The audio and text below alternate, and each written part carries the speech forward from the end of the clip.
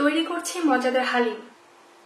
আজকে আমি রাঁধুনি হালিম মিক্স দিয়ে হালিম রান্না করব। রাঁধুনি হালিম মিক্সে সাধারণত দুইটা প্যাকেট থাকে, একটা হচ্ছে হালিমের যে ডাল সেটা, এবং আরেকটা হচ্ছে হালিমের যে মশলাটা ইউজ করা হয় সেটা।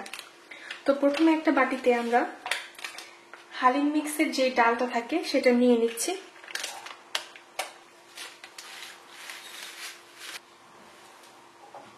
এই ডালের ভেতর আমি এখন 2 কাপ গরম পানি দিয়ে দেব, ফুটন্ত গরম পানি।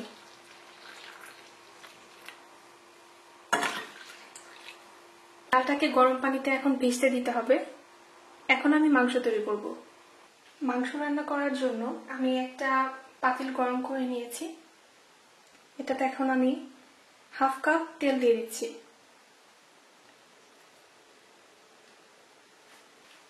তেলটা একটু গরম হোক। তেলটা গরম হয়ে গিয়েছে। এখন এর ভিতরে আমি 2টো এলাচ, একটা তেজপাতা এবং ছোট্ট এক টুকরো দারচিনি দিয়ে দিচ্ছি। এখন এর ভিতরে 1/2 কাপ পেঁয়াজ কুচি দিয়ে দিচ্ছি। পেঁয়াজটাকে আমি ব্রাউন করে ভেজে নেব।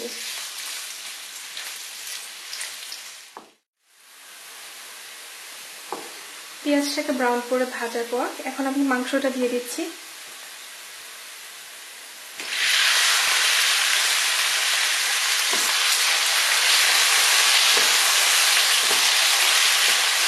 এর ভিতরে আমি 1/2 টিস্পুন করে আদা রসুন পেস্ট দিয়ে দিচ্ছি। সেই সাথে রাঁধুনির যে মশলাটা থাকে সেটা পুরোটা দিয়ে দিচ্ছি। খুব ভালোভাবে মিক্স করব। মাংসটাকে ঢেকে এখন আমি আধা ঘন্টার জন্য কষিয়ে নিব।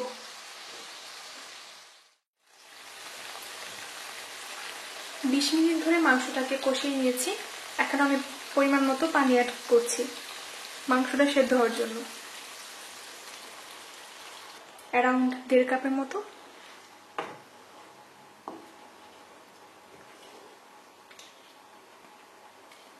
এটাকে এখন আমি ঢেকে সেদ্ধ করব। ঢাকনা খুলে মাঝে মাঝে নেড়ে দিতে হবে।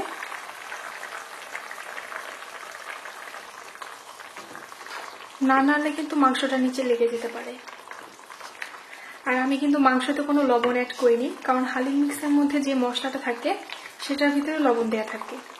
মাংসটা আরেকটু সেদ্ধ হবে।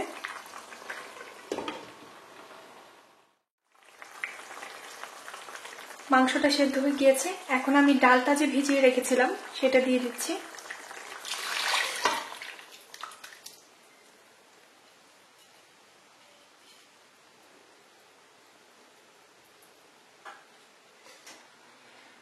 ডালটাকে সেদ্ধ হওয়ার জন্য আমি এখন এটাকে ঢেকে দিচ্ছি এবং 2-3 মিনিট পর পর ঢাকনা খুলে নেড়ে দিতে হবে, কারণ ডালটা দেওয়ার সাথে সাথে কিন্তু নিচে লেগে যায়।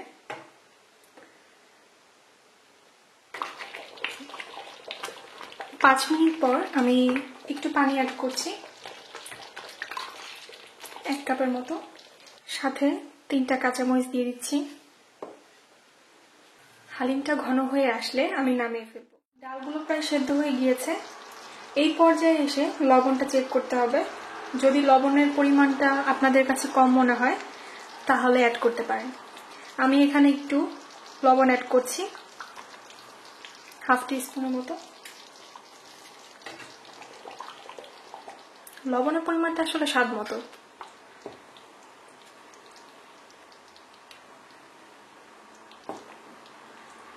হালিমটা ঘন হয়ে যাওয়া পর্যন্ত আমি একটু অল্প আঁচে আরো বেশ কিছুক্ষণ রান্না করব।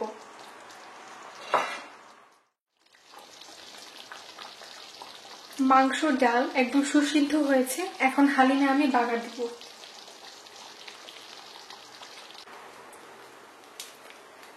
বাগার দেওয়ার জন্য আমি একটা কড়াইতে একটু তেল দিচ্ছি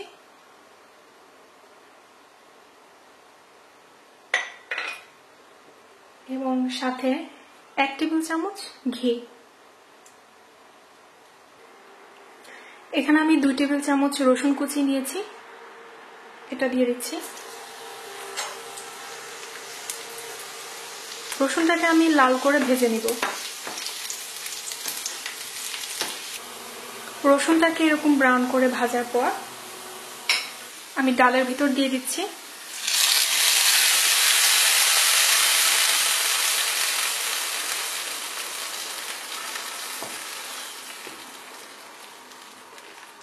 আমার হালিম রান্না শেষ। হালিমের উপরে আমি পেঁয়াজ বেরেস্তা, শসা কুচি, কাঁচামরিচ কুচি এবং লেবু দিয়ে সাজিয়েছি। আপনারা চাইলে ধনিয়া পাতা ইউজ করতে পারেন। মজাদার হালিম খাওয়ার জন্য রেডি। আবার ফিরে আসবো নতুন কোনো রেসিপি নিয়ে। সেই পর্যন্ত আপনারা সবাই ভালো থাকবেন, সুস্থ থাকবেন। খোদা হাফেজ।